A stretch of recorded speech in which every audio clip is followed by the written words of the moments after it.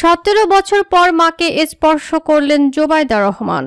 বিএনপির ভারপ্রাপ্ত চেয়ারম্যান তারেক রহমানের সহধর্মিণী ডাক্তার জোবাইদা রহমান দীর্ঘ 17 বছর পর দেশের মাটিতে মা সৈয়দা ইকবাল মান্দ বানুর সঙ্গে দেখা করেছেন। মঙ্গলবার সন্ধ্যা 6টা 48 রাজধানীর পান্থপথ স্কয়ার হাসপাতালে ভর্তি তার মা সৈয়দা ইকবাল মান্দ বানুকে দেখতে যান তিনি। সেখানে মাকে ফুল দিয়ে শুভেচ্ছা জানান জোবাইদা রহমান। এ সময় আবেগ আপ্লুত হয়ে পড়েন তারা। যুক্তরাজ্যে চিকিৎসা শেষে 4 মাস পর মঙ্গলবার 10টা 40 দেশে পৌঁছেন বিএনপি চেয়ারপারসন ও সাবেক প্রধানমন্ত্রী খালেদা জিয়া।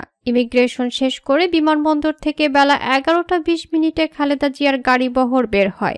এ সময় নেতাকর্মীরা পতাকা নেড়ে দলীয় প্রধানকে শুভেচ্ছা জানান। জনসমাগমের উপচে পড়া ভিড়ের কারণে খালেদা জিয়ার গাড়িবহর এগিয়ে চলে ধীরগতিতে।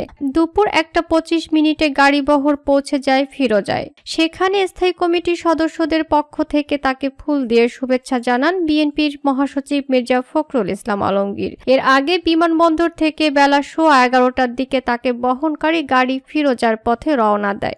জানা গেছে গত 2 মে অসুস্থ হয়ে পড়লে রাজধানীর পান্থপথ এলাকার একটি হাসপাতালে ভর্তি করানো হয় নৌবাহিনীর সাবেক প্রধান রিয়ার অ্যাডমিরাল মরহুম মাহবুব আলী খানের স্ত্রী বিশিষ্ট সমাজসেবী সৈয়দা ইকবাল মান্দ বানুকে। দীর্ঘদিন ধরে তিনি বার্ধক্যজনিত নানা জটিলতায় ভুগছেন। সৈয়দা ইকবাল মান্দ বানু সুবিধাবঞ্চিত শিশুদের জন্য কাজ করেন সুরভি ফাউন্ডেশনের মাধ্যমে। এজন্য তিনি স্বাধীনতা পদক পান। 17 বছর আগে 2008 সালের 11 সেপ্টেম্বর তারেক রহমানের সঙ্গে দেশ ছেড়েছিলেন জোবাইদা রহমান।